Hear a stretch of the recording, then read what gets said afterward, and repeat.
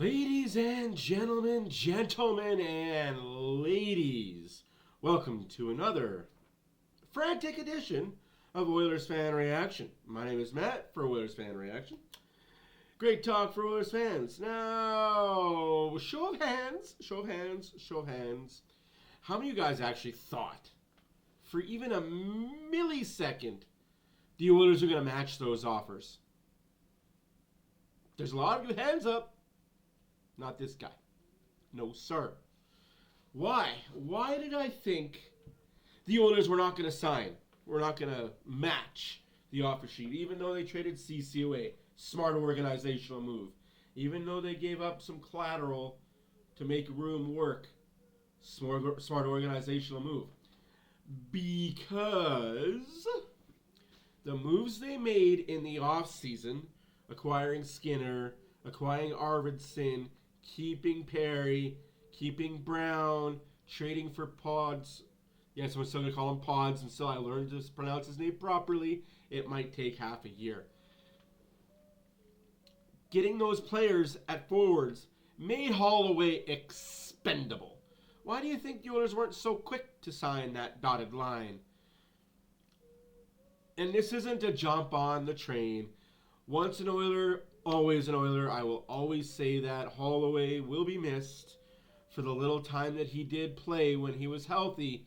And let's not kid ourselves here. The kid was hurt more than he was healthy. T's and P's, good luck to you in St. Louis.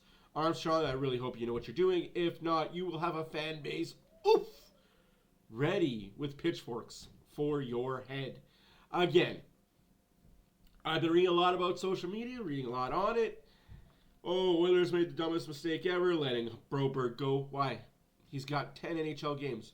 Why? Because he played a 7-game series in the finals and looked okay. Trade away CC for nothing. No, we got something really good in return. I'm not saying the kid's going to come up and play top-tier minutes right out the gate. I'm not saying that. What I'm saying is we got to upgrade on CC. And for all lack of better purposes, we got an upgrade on Broberg as well. Getting Ty Emberson is an upgrade on both. And a trade that we didn't lose anything. We lost CC in his contract. Okay. I'll take that trade 10 times out of 10. Now, it sucks that we did lose. Oiler fans are upset that we lost locker room guys. Holloway was a locker room guy. I get it. Holloway was a locker room guy. He was chemistry. He was this. He was that. He was liked. You see the farewells. CC was liked. But it reckons me back to a old saying that somebody once said. They're good in the locker room.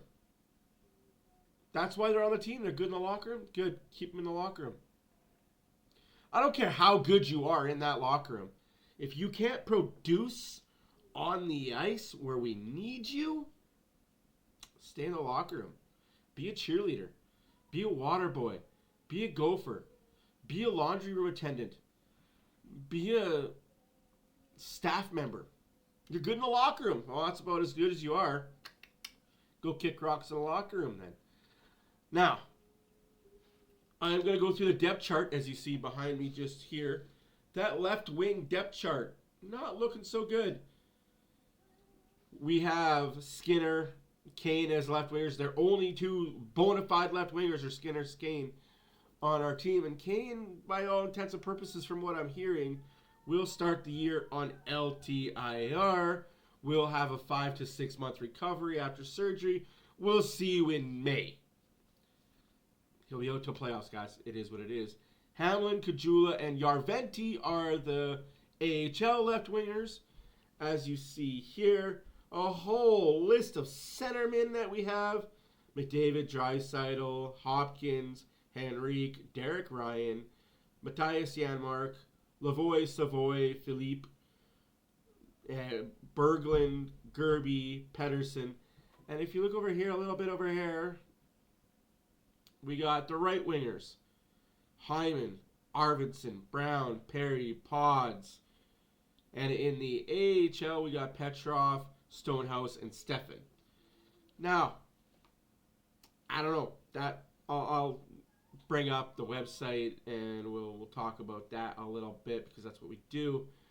But again, it's not doom and gloom, right, guys? Like, we gotta remember there's so much more than meets the eye to all this.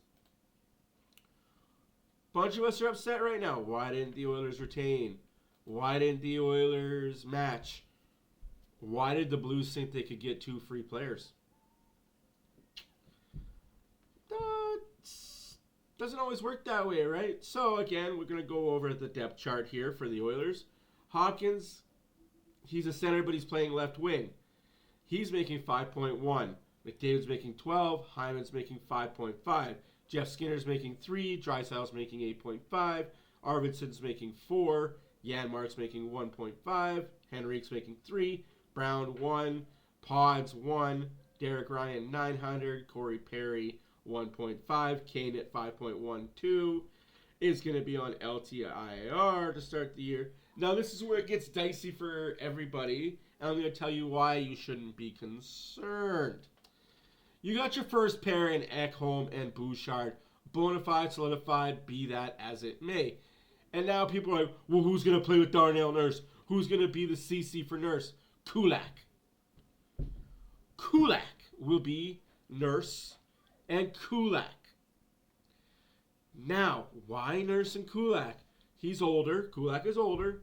Kulak has played with Nurse before and looked okay. He just needs to be serviceable. He doesn't need to be all-world. You can put Ty Emberson down at your left D3. And now this is where people start to bitch, moan, and complain. And I know there's people bitching, moaning, and complaining because I've heard it. I've heard it. I've seen it. I've dealt with it. Okay. If rumors are true and things are what they are, and I don't like putting thought process or stock into rumors too much, except for when I hear it from this guy.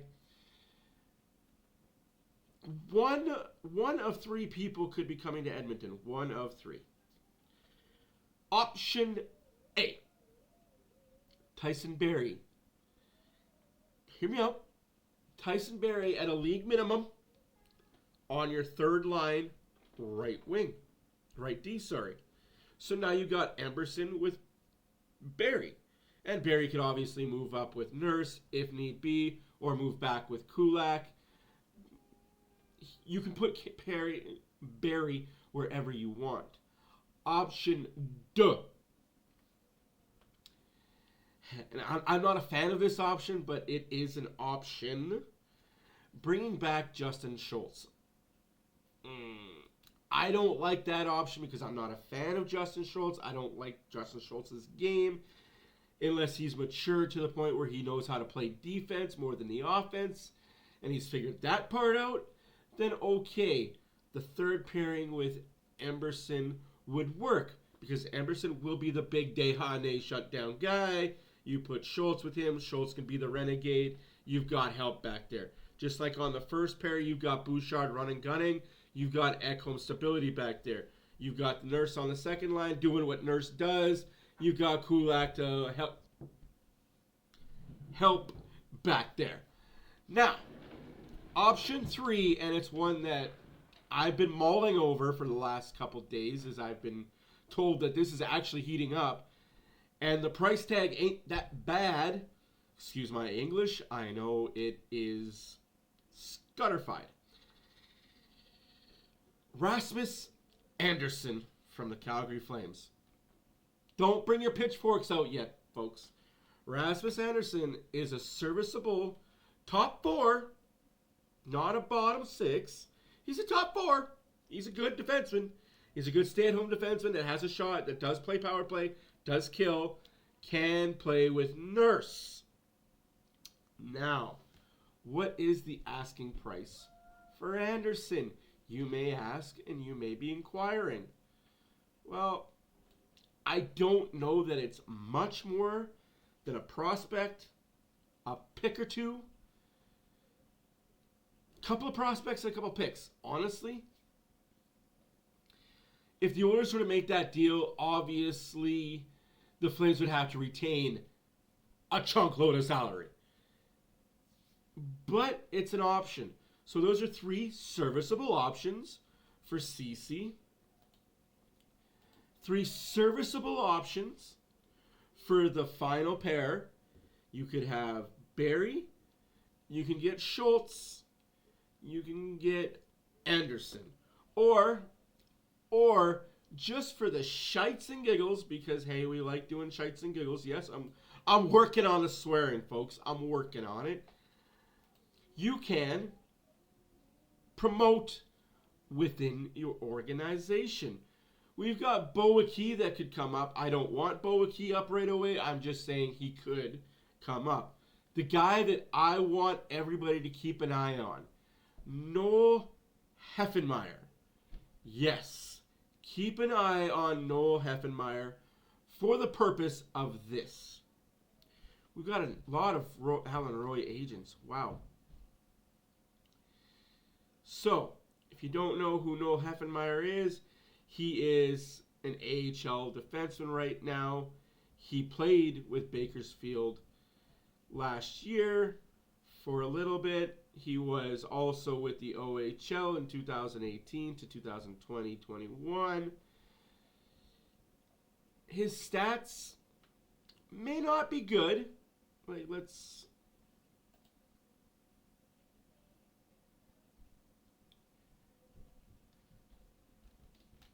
Of course, they're not going to show stats. Interesting.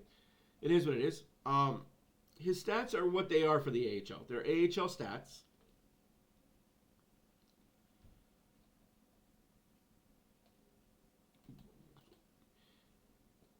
Excuse me.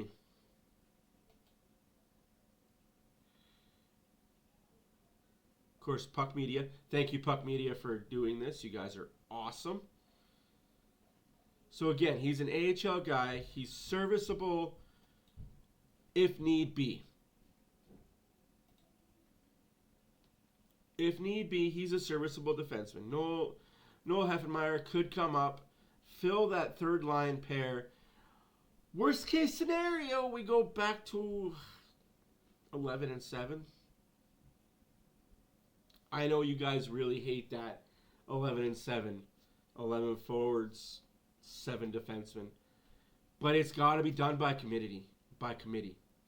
It really does. Like, yes, in a fair and just world, we would have loved to keep CC. In a fair and just world, we would have liked to sign Broberg to his offer sheet. But he signed it. He clearly didn't want to be in Edmonton, so good riddance to bad rubbish, as they say. Again, once an Oiler, always an Oiler. Thank you for your 10 games of service. You'll be more missed in Bakersfield, where you were a bigger part of that and a bigger part of the organization in the AHL. But as far as the NHL goes, you're not losing any chemistry there. I'm liking what Bowman's doing. I'm a fan of what he's doing so far. I cannot complain with how he's gone about his business. He's keeping the Oilers strong, and he's keeping them relevant. Honestly. What more can you ask for from a GM?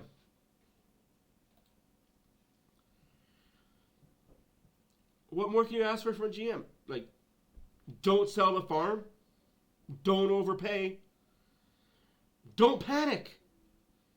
That wasn't Bowman.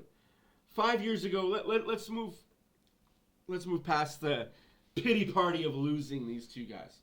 Let's play devil's advocate right quick. Yes, I paused my game to be here. Let's play devil's advocate for 5 seconds. Let's play the what if game. What if the Oilers matched Broberg? How much money was Bouchard making? Did I say how much money Bouchard was making? Oh, that's right. $3.9 million is what Bouchard's making this year. Interesting. Bouchard has how much NHL experience? How much more NHL playoff experience? And he's all of a sudden expected to be happy with making less than a guy that's got 1, 2, 3, 4, 5, 6, 7, 8, 9, 10 NHL regular season games under his belt. Because now this guy's making $4.2 million. Let's say the Oilers did do that. Let's say the Oilers did just sign Broberg's offer sheet. Now you got Broberg coming in here, who didn't want to be here. Squeeze the Oilers for an extra $3.1 million. He's now making more than Bouchard, who's up at the end of this year. Sorry, up at the end of next year for offer for the sheet, for another offer sheet. And his contract's up. And he decides, you know what? I was going to sign a nice little sweetheart deal with the Oilers and make $5.5, $6 million for 8 years. Per year, by the way. To sign with the Oilers, I was going to do that. But now that you've brought in this guy, who's making 4.12, I think I want to make 7. I think I want to make 8. You don't want to pay me 7? You don't want to pay me 8. All right. My agent will sit down with other teams. We'll talk about it. Offer sheet comes in next year for Bouchard. It's not going to be a 4.2, 4.3, 5, 6, 7. It could be a $9 million offer sheet. Oilers aren't going to have that cap space. So we as fans need to think longer term, bigger picture. It sucks that we lost Broberg to an offer sheet to the St. Louis Blues. It blows the proverbial goat. But long run, long term, it's the best thing the Oilers could have done. Let Broberg and Holloway walk. They aren't going to make the playoffs with the St. Louis Blues, who are in a division that's worse than the Pacific Division. They are now on a bottom feeder team. They went for the money. They got their bag, as people say nowadays. Good for them. I'm happy for them. You only get one NHL career. You get one life. Make as much money as possible. And in the dog days of your career, when you're winding down and you don't need the money, you chase the cup. Good for them. I'm not mad at them. I'm not upset by the Oilers organization letting them walk. I'm not mad at the agents for doing what they did for their clients. Guys, there's no blame to go around here. There's no woulda, coulda, shoulda for the Oilers signed them. There is no, well, you wanted to be an Oiler, you want to win. You coulda, shoulda, woulda taken less money. Guys, it's a business. A shitty business. I swore, I apologize. A crappy business, but a business nonetheless. The NHL is a business. Now, in saying all that, the first game that St. Louis has against the Oilers in Edmonton, for those that care and for those that want to know, December 7th, 2024. It's a Saturday night. We will see if Holloway and Broberg are still with St. Louis, or are they in the AHL. I don't wish ill will to anybody, but past history states Broberg and Holloway, either one will be injured or both will be in the AHL by December. Anyways, guys, my name is Matt. As always, for Oilers Fan Reaction, please hit the subscribe button, hit the bell notification, lets you guys know every time I go live and upload videos. I will be uploading some NHL 24 content this week. Oh, I'm looking forward to that. As well as uploading the preseason stuff, the roster move stuff. Yeah, no, just blase. Also, if any news hits, I will be on it. Thank you guys for watching. Have yourself a good week, And if I don't see you by the weekend, enjoy your weekend. Thank you for paying attention. If you learn anything, great. If you don't, I'm sorry. Hopefully I do better. Anyways, guys, catch you next one. Peace.